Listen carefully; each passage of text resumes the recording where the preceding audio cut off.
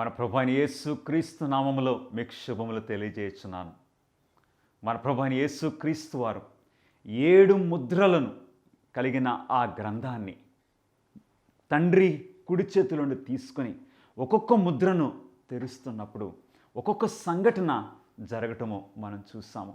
పోయినసారి మనం కలుసుకున్నప్పుడు మన ప్రభువైన యేసు క్రీస్తు వారు 6వ ముద్రను విప్పినప్పుడు గొప్ప సంఘటనలో నేచర్లో, అంటే ఒక పెద్ద భూకంపము, సూర్యుడు నలుపు అవటము, చంద్రుడు రక్తవర్ణం అవటము, నక్షత్రాలు రాలటము, యేసు క్రీస్తు వారి యొక్క 2వ రాకడ గురించి సూచనలను మనం చూస్తున్నాము. ఈరోజు 2 ఇంగ్లీష్ మాటలు మీకు జ్ఞాపకం చేయాలని నేను ఆశపడుతున్నాను. నెంబర్ 1 ఇంట్రొడక్షన్, రెండవది ఇంటరప్షన్. ఏంటండి? Introduction, interruption. ఇవి మన స్టడీకి ఎలాగ సంబంధించినవో ప్రార్థన చేసుకుని మనం నేర్చుకుందాం. మహాపరిశుద్ధుడా, మీకే స్తుతులు స్తోత్రములు. ఈరోజు మీ పరిశుద్ధాత్మను మాకు బోధకునిగా మీరు అనుగ్రహించవలసిందిగా మిమ్మలను మనవి చేసుకుంటున్నాము. ఆత్మీయ విషయములు పరిశుద్ధాత్మ ద్వారానే మేము గ్రహించగలమని మీ సన్నిధిలో ఒప్పుకుంటూ ఈ వాక్య పరిచర్య ద్వారా మా ప్రభు అయిన యేసు క్రీస్తును మహిమపరచమని మా ప్రభువును మీ ప్రియకుమారుడైన యేసు క్రీస్తు వారి పేరట అడిగి వేడుకుంటున్నాము తండ్రి. ఆమెన్. ఇంట్రొడక్షన్ అంటే తెలుగులో ఉపోద్ఘాతము లేక పరిచయము. ఈ 7 ముద్రల ఈ స్టడీకి పరిచయము జ్ఞాపకం ఉన్నదా? ప్రకటన గ్రంథము 4వ అధ్యాయంలో ఇంట్రొడక్షన్ మనం చూసాం ప్రియులరా. ఏంటి ఆ ఇంట్రొడక్షన్? దేవుని సింహాసనాన్ని చూసాం. దేవుని సింహాసనం చుట్టూ 24 పెద్దలు సింహాసనం మీద కూర్చోవడము మనం చూసాము. దేవుని సింహాసనానికి సమీపంగా 4 ప్రత్యేకమైన దేవదూతలను మనం చూసాము. 4 జీవులని యోహాను ప్రకటన గ్రంథము 4వ అధ్యాయంలో రాస్తూ ఉన్నాడు. గమనిస్తున్నారా ప్రియులారా? దేవుని సింహాసనం మీద తండ్రి అయిన దేవుడు కూర్చోవటము మనం చూసాము. మన ప్రభువైన యేసు క్రీస్తు వారు తండ్రి కుడిపార్శ్వమున ఉండటము మనం చూసాము. అది ఇంట్రొడక్షన్.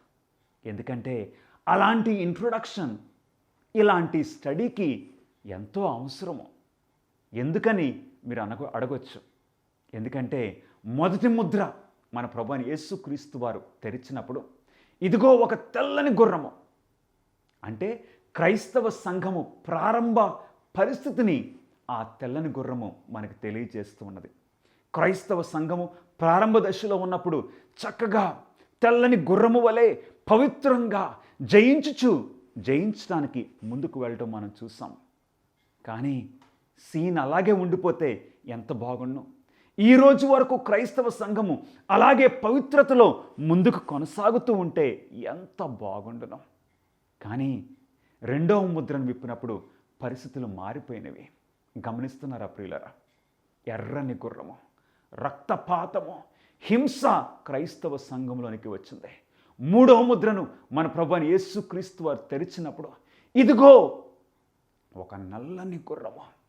క్రైస్తత్వము అపవిత్రమైపోయింది, మలినమైపోయింది. తప్పుడు బోధలు క్రైస్తవ సంఘంలోనికి వచ్చేసినవి. క్రైస్తత్వము రాజీ పడిపోయింది. 4వ ముద్రను మన ప్రభువైన యేసు క్రీస్తు వారు తెరిచినప్పుడు ఇదిగో ఒక పాండుర వర్ణము గల గుర్రము. అంటే క్రైస్తత్వము ఇంకా బలహీనమైపోయింది. ఈ 4వ గుర్రం మీద కూర్చున్న ఆయన పేరు మృత్యువు. అంటే క్రైస్తవ సంఘము చనిపోయే స్థితికి వచ్చేసింది. మనకు ప్రశ్న కలగవచ్చు,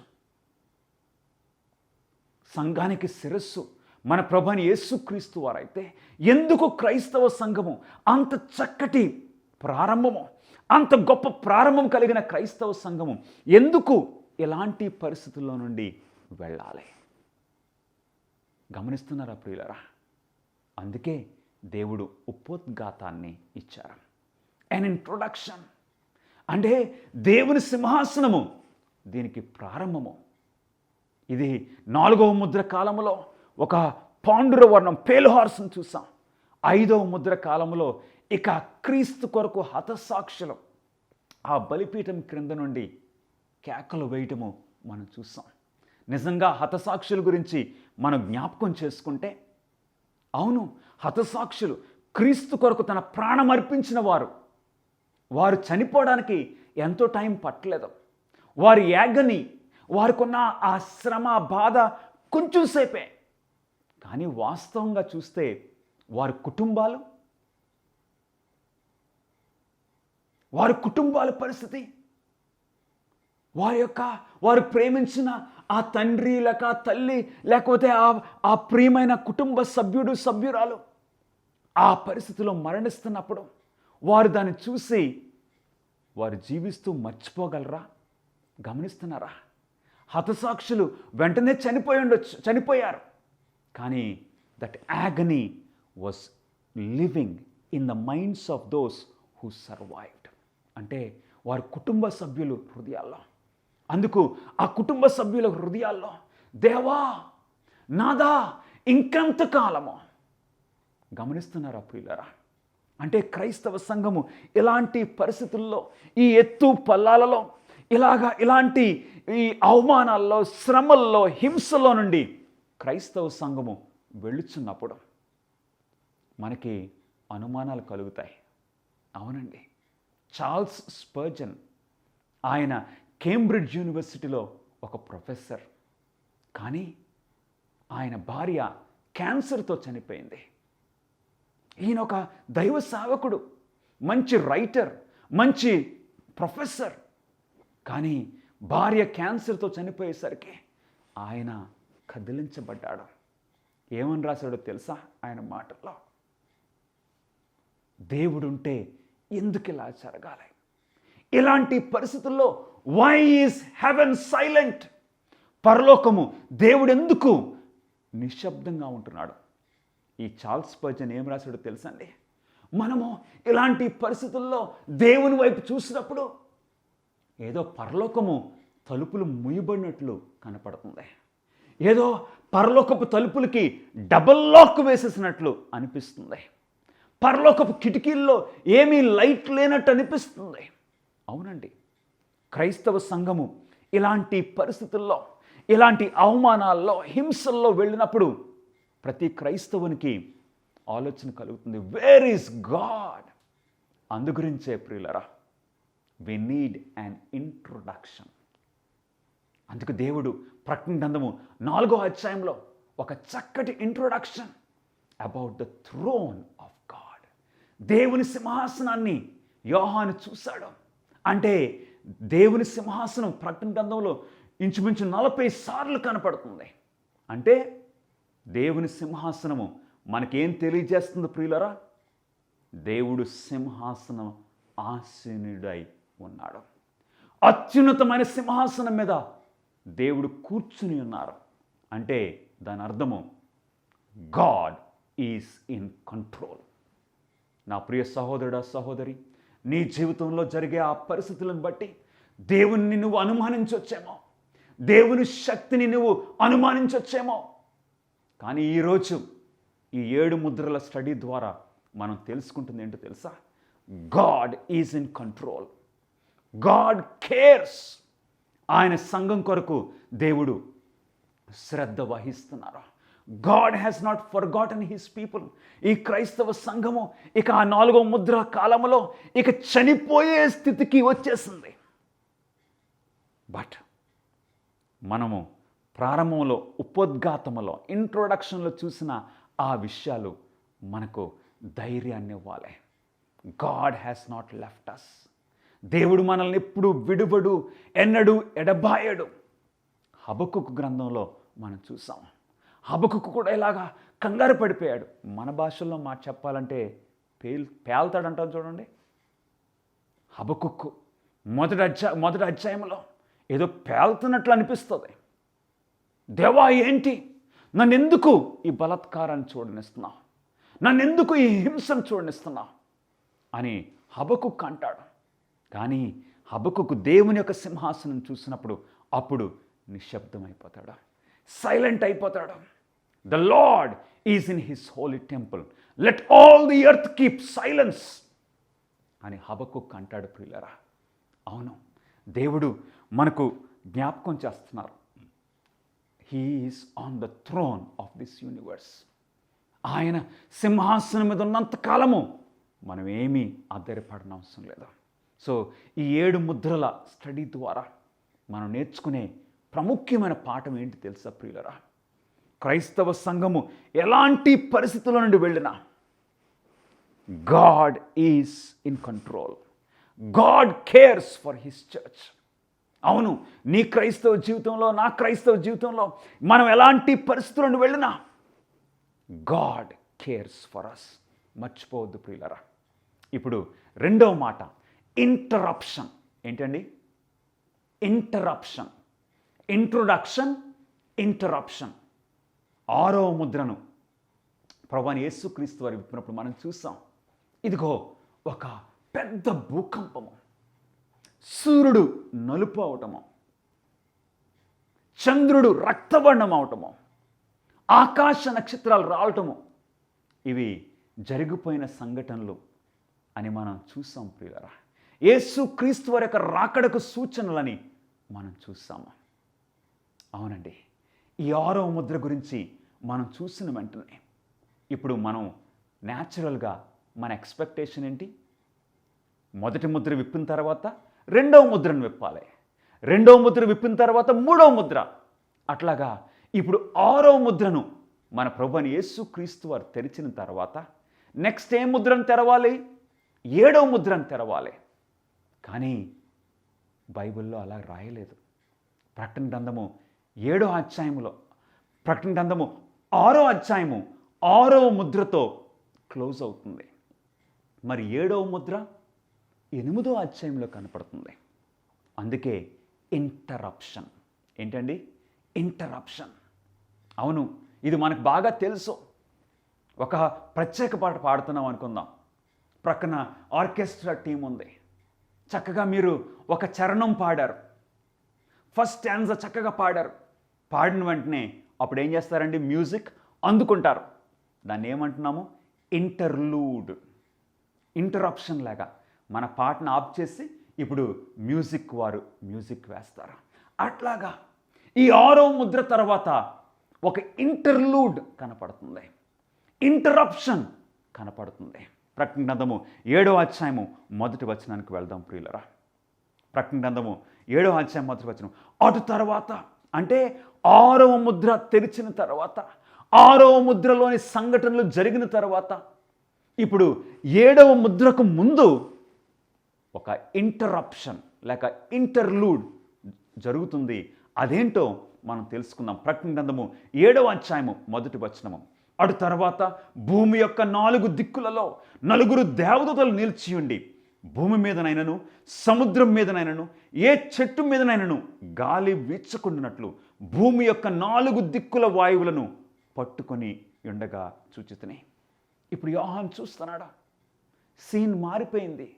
ఆ ముద్రలు తెరవడము కొంచెం పాజ్ బటన్ నొక్కారు, అంటే కొంచెం విరామము వచ్చింది. ఈ బ్రేక్ టైంలో ఏదో జరుగుతుంది. 7వ ముద్రను తెరవకముందు 6వ ముద్రకును 7వ ముద్రకు మధ్యలో ఏదో జరుగుతుంది. భూమి మీదకి సీన్ మారింది.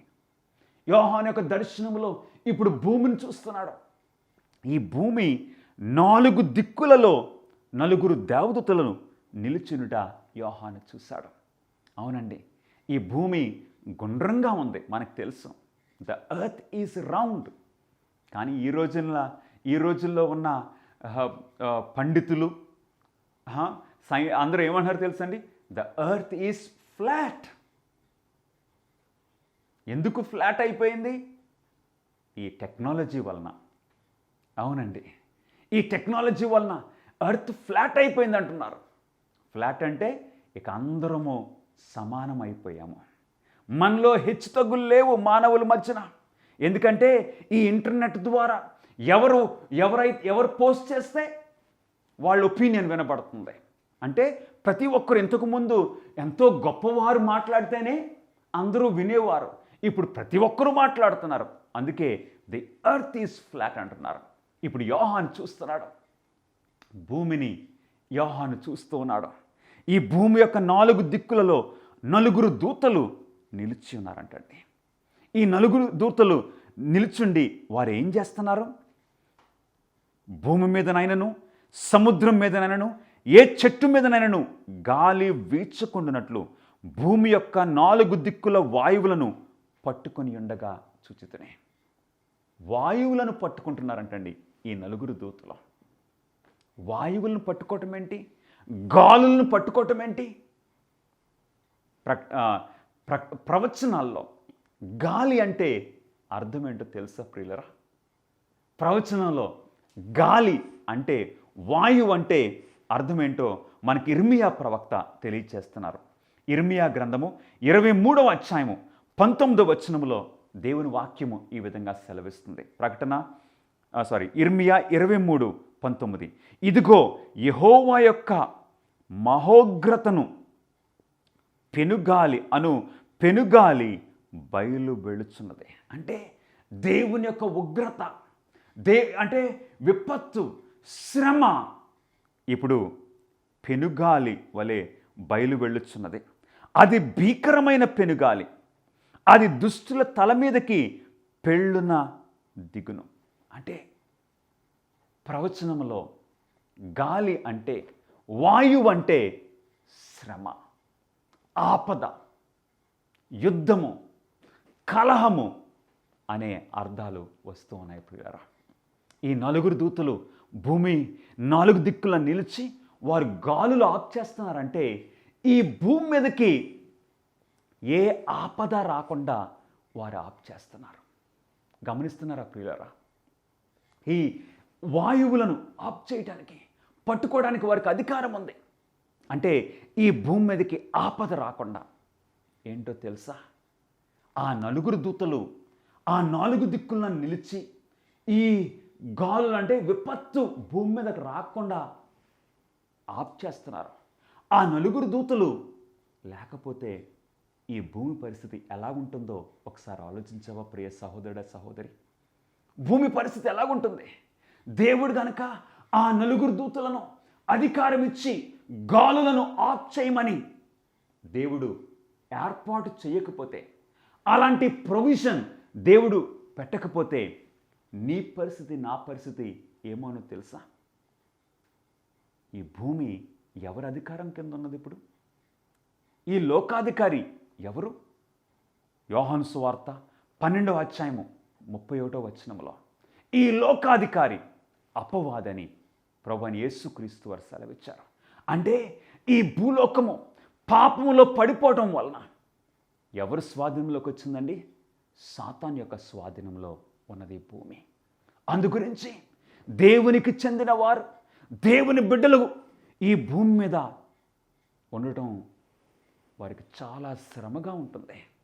అందుకే అనేక సార్లు మనకు ప్రశ్నలు కలుగుతున్నాయి. ఎందుకు దేవుడు మంచి దేవుడైతే ఎందుకు మంచివారికి కష్టాలు? ఎందుకు ఆ పసిపిల్లలు అనారోగ్య పరిస్థితుల్లో చనిపోతున్నారు? ఎందుకు ఇదిగో దేవుని సేవ చేస్తున్న వారు ఇదిగో హతసాక్షులుగా చనిపోతున్నారు? అవును, నీ జీవితంలో కూడా అనేక సార్లు ఇలాంటి ప్రశ్నలు కలుగుతున్నాయి. నేను దేవునికి నమ్మకంగా ఉండటానికి నేను ప్రయత్నం చేస్తున్నాను, కానీ నా జీవితంలో ఇదిగో ఈ రోగము, ఇదిగో ఆ దేవుని దగ్గరగా జీవిస్తున్న వారి జీవితాల్లో కొన్నిసార్లు డిజీజ్, మరి కొన్నిసార్లు వారు డిసప్పాయింట్మెంట్, కొన్నిసార్లు మరణం ఎదుర్కోవాల్సి వస్తుంది, లేక వారి కుటుంబాల్లో డివోర్స్. గమనిస్తున్నారా ప్రియులారా?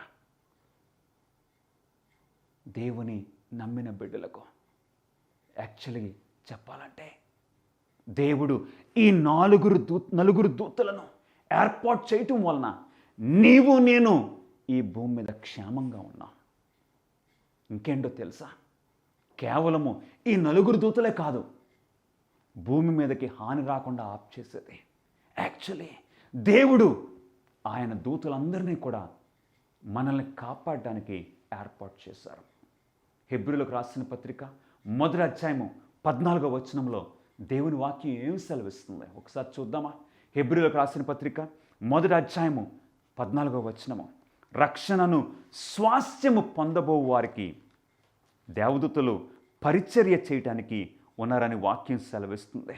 రక్షణను స్వాస్థ్యము పొందబో వారికి పరిచారము చేయటకై పంపబడిన సేవకులైన ఆత్మలు కారా. దేవుని దూతలు మనల్ని కాపాడుతున్నారు, మనకు పరిచర్య చేస్తున్నారు, మనల్ని భద్రపరుస్తున్నారు ప్రియులారా. దేవునికి స్తోత్రంలో. లేకపోతే సాతానుడు he could have snuffed the life out of us. ఈ రోజున నీ జీవితము నా జీవితము భద్రంగా ఉందంటే దేవుని యొక్క దేవదూతల కాపుదల ప్రియులరా. కానీ యోహాను చూస్తున్నాడు, అలాంటి పరిస్థితి ఈ భూమి మీద ఎప్పటికీ ఉండదు. ఒక టైం వస్తుంది, ఆ నలుగురు దూతలు they are going to step back. ఆ నలుగురు దూతలు భూమి మీదకి హాని రాకుండా ఆఫ్ చేసే నలుగురు దూతలు వారు వెనక్కి, అంటే భూమి మీదకి ఆపదను వారు రానియబోతున్నారు. అలాంటి పరిస్థితి గురించి ఇక్కడ యోహాను రాస్తున్నాడు. అంతలో ఆ నలుగురు దూతలను చూశాడు. ప్రకటన గ్రంథము 7వ అధ్యాయము 2వ వచనము, మరియు సజీవుడగు దేవుని ముద్ర గల వేరొక దూత సూర్యోదయ దిశ నుండి పైకి వచ్చుట చూచితిని.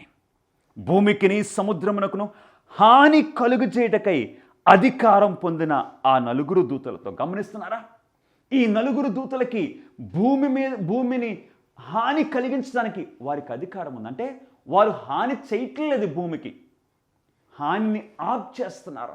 దే ఆర్ కంట్రోలింగ్, ఆఫ్ చేస్తున్నారు. వారు అక్కడ నిలబడటం ద్వారా ఈ హాని రాకుండా ఆఫ్ చేస్తున్నారు. వారు అక్కడ నిలబడకపోతే భూమికి ఆపద రాబోతుంది. గమనిస్తున్నారా ప్రియులరా. ఇప్పుడు ఇంకొక దూత తూర్పు దిక్కు నుండి, సూర్యోదయ దిశ నుండి దేవుని ముద్రతో ఆ దూత పైకి వచ్చి ఏమంటున్నారో చూద్దామండి. 3వ వచనము, ఈ దూత మేము మా దేవుని దాసులను వారి నొసళ్ళ యందు ముద్రించే వరకు భూమికైనను సముద్రమునకైనను చెట్లకైనను హాని చేయవద్దని బిగ్గరగా చెప్పాను. ఆ దూత సూర్యోదయ దిశ నుండి వస్తున్న ఆ దూత ఏమంటున్నారు? ఆ దూత చేతిలో దేవుని ముద్ర ఉన్నది, ఒక సీల్ చేయటానికి ముద్ర. ఆ నలుగురు దూతలతో మేము మా దేవుని దాసులను ముద్రించబోతున్నాము. మా దేవుని దాసులను మేము ముద్రించే వరకు భూమికి ఏమీ హాని రాకుండా మీరు ఆఫ్ చేయండి. అంటే దాని అర్థం ఏంటో తెలుసా ప్రియులరా? ఆ ముద్రించటము, దేవుని దాసులను ముద్రించటము పూర్తి కాగానే ఏం జరగబోతుంది? ఆ నలుగురు దూతలు వెనక్కి రాబోతున్నారు. అంటే ఆ నలుగురు దూతలు ఇక ఆపదను విడిచిపెట్టబోతున్నారు. అప్పుడేం జరుగుతుంది? భూమి మీద గొప్ప ఆపద రాబోతుంది ప్రియులరా. గొప్ప ఆపద రాబోతుంది. దానియేలు గ్రంథము 12వ అధ్యాయము 1వ వచనంలో ప్రవక్త అయిన దానియేలు ఈ విధంగా సెలవిస్తున్నాడు. దానియేలు గ్రంథము 12వ అధ్యాయము 1వ వచనంలో, ఆ కాలమందు నీ జనుల పక్షమున నిలిచినట్టి మహా అధిపతి యొక్క మిఖాయేలు వచ్చును. అప్పుడు నీ జనులు రాజ్యముగా కూడిన కాలం మొదలుకొని ఈ కాలం వరకు ఎన్నటికి నీ కలుగునంత ఆపద కలుగును. ఏంటి? మన పక్షాన్ని నిలిచే మన మిఖాయేలు అంటే మన ప్రభు అని యేసుక్రీస్తు వారు. మైకల్ అంటే మన ప్రభు అని యేసుక్రీస్తు వారు. మన ప్రభు అని యేసుక్రీస్తు వారు తన విజ్ఞాపన పరిచర్యను ముగించినప్పుడు ఏం జరగబోతుంది? దానియేలు అంటున్నాడు, గొప్ప ఆపద కలగబోతుంది. కనెక్ట్ చేద్దాం ఇప్పుడు. దానియేలు గ్రంథము 12వ అధ్యాయం 1వ వచనము, ప్రకటన గ్రంథము 7వ అధ్యాయము మొదటి 3 వచనములు మనం కనెక్ట్ చేసుకుంటే అర్థమవుతుంది ప్రియులరా. పరలోకములో మన ప్రభు అని యేసుక్రీస్తు వారు ఆయన విజ్ఞాపన పరిచర్య ముగించినప్పుడు ఏం జరుగుతుందండి? ఆయన విజ్ఞాపన పరిచర్య అక్కడ జరుగుతున్నప్పుడు ఇక్కడ దేవదూతలు దేవుని దాసులను వారి నొసళ్ళందు ముద్రిస్తున్నారు. ఆయన పరిచర్య అక్కడ ముగించగానే దేవుని దాసులను ముద్రించే పరిచర్య క్లోజ్ అవుతుంది. అప్పుడు ఆ నలుగురు దూతలు వాయువులను విడిచిపెట్టబోతున్నారు. అంటే ఇప్పుడు భూమి మీద గొప్ప ఆపద, నీ జనులు రాజ్యంగా కూడిన కాలం మొదలుకొని ఇప్పటి వరకు ఎప్పుడు కలగనంత ఆపద కలగబోతుందని దానియేలు 12:1 తెలియజేస్తుంది. అంటే ఈ భూమి మీదకి గొప్ప ఆపద రాబోతుంది. గొప్ప ఆపద రాబోతుంది అనగానే మన మనసులోకి వచ్చే ఆలోచన ఏంటి? మరి ఎలా తప్పించుకుంటామో తెలుసా? దానియేలు అంటున్నాడు, అయితే దానియేలు 12:1 ఆఖరి భాగము, నీ జనులలో గ్రంథమందు దాఖలైన వారెవరో వారు తప్పించుకొందురు. అంటే ఎవరి పేరైతే జీవ గ్రంథములో రాయబడిందో వారు తప్పించుకుంటారు. ప్రకటన గ్రంథం 7వ అధ్యాయంలో ఎవరైతే దేవుని ముద్రను పొందుతారో వారు ఆ ఆపదను తప్పించుకుంటారు ప్రియులరా. అంటే ఆ గొప్ప ఆపద 6వ ముద్ర తెరవబడిన తర్వాత 7వ ముద్రకు మధ్యలో గొప్ప ఆపద రాబోతుంది. గమనిస్తున్నారా ప్రియులరా? తప్పించుకోవాలంటే ఏం చేయాలి? 2 విషయాలు. నంబర్ 1, మన పేర్లు జీవ గ్రంథమందు రాయబడాలి. 2వది, మనము దేవుని ముద్రను పొందాలి. మన పేర్లు జీవ గ్రంథంలో రాయబడాలంటే మనం ఏం చేయాలి? ప్రభువైన యేసుక్రీస్తును ఈరోజే నువ్వు స్వీకరించు. దేవుని బిడ్డగా నువ్వు జీవించు. దేవుని 10 ఆజ్ఞలు గైకొనుచు నీవు జీవించు. అవును, దేవుని ముద్రను పొందాలంటే ఏం చేయాలి? ప్రభువైన యేసుక్రీస్తును నువ్వు స్వీకరించు. మరలా మనం కలుసుకున్నప్పుడు దేవుని ముద్ర ఏంటి, ఎవరు దేవుని ముద్రను పొందుతారో మనం తెలుసుకోబోతున్నాము. దేవుని ముద్రను పొందటానికి నీవు ఇష్టపడుతున్నావు ఈరోజు. దేవుని ముద్రను పొందిన వారే ఆ ఆపదను తప్పించుకోబోతున్నారు. కాబట్టి నేను దేవుని ముద్రను పొందాలి. అది స్వీకరించడానికి నీవు ఇష్టపడుతున్నావు ప్రియ సహోదరుడా, సహోదరి. ప్రార్థన చేసుకుందాం. మహాపరిశుద్ధుడా, మీకే స్తుతులు స్తోత్రములు. మాతో మాట్లాడినందుకు మీకు వందనాలు చెల్లించుకుంటున్నాము. బహు త్వరలో ఈ భూమి మీదకి ఒక గొప్ప ఆపద రాబోతుందని నీ వాక్యం సెలవిస్తుంది. కానీ తప్పించుకునే మార్గము, ఎవరి పేర్లు అయితే జీవ గ్రంథంలో రాయబడతాయో వారు తప్పించుకుంటారని సెలవిస్తున్నారు. మా పేర్లు మీ జీవ గ్రంథంలో ఉండాలని మేము ఆశపడుచున్నాము. మీ కృప చూపించమని మా ప్రభువును మీ ప్రియకుమారుడైన నజరుడైన యేసుక్రీస్తు నామములో అడిగి వేడుకొచ్చున్నాం తండ్రి. Amen. God bless you friends.